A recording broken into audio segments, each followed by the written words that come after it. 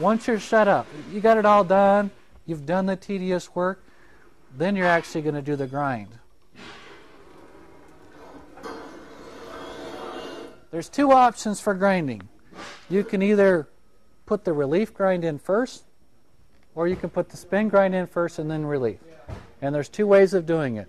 If you relief grind first and then spin grind it, the burr that is left from the spin grind, the burr that's left from the relief grind is taken away with the spin grind.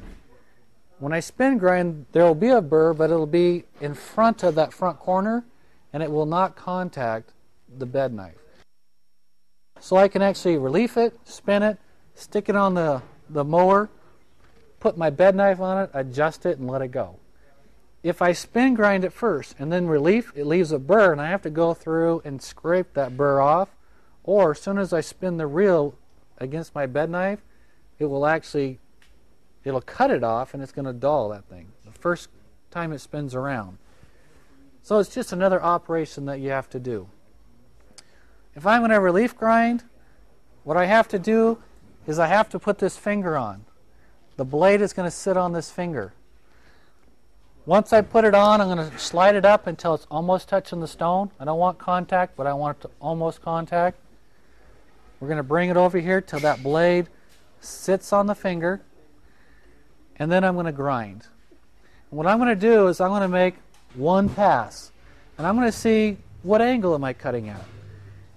And you want to figure out what angle it is, and most manufacturers are looking for somewhere around a 20-degree relief.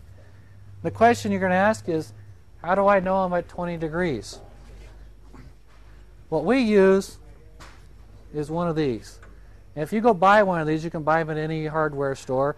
This little piece here actually goes down about a foot. But when I stick this in there, it hits the center shaft. So we just cut it off, and it's just an angle finder.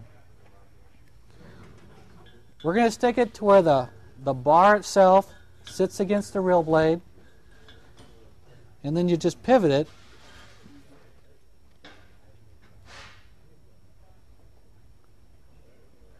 until the square piece sits flat against the relief grind that I did.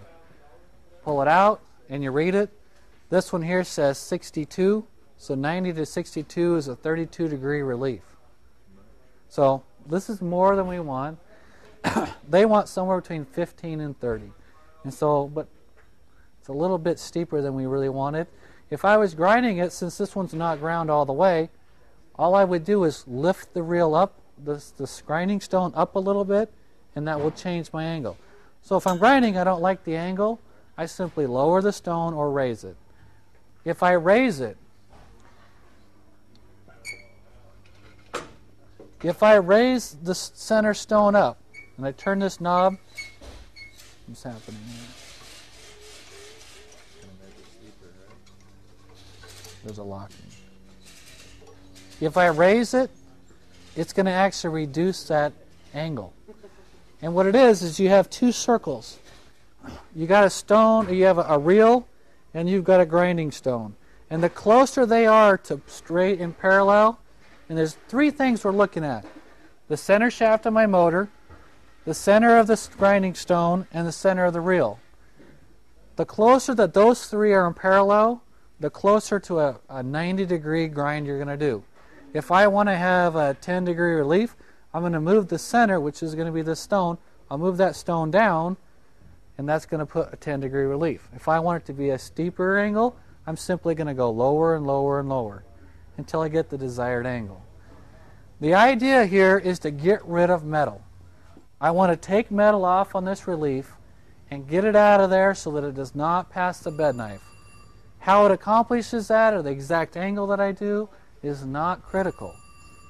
All I want to do is get rid of it. But if you go too steep, you go to a 60-degree angle, what's going to happen is this is going to get very weak.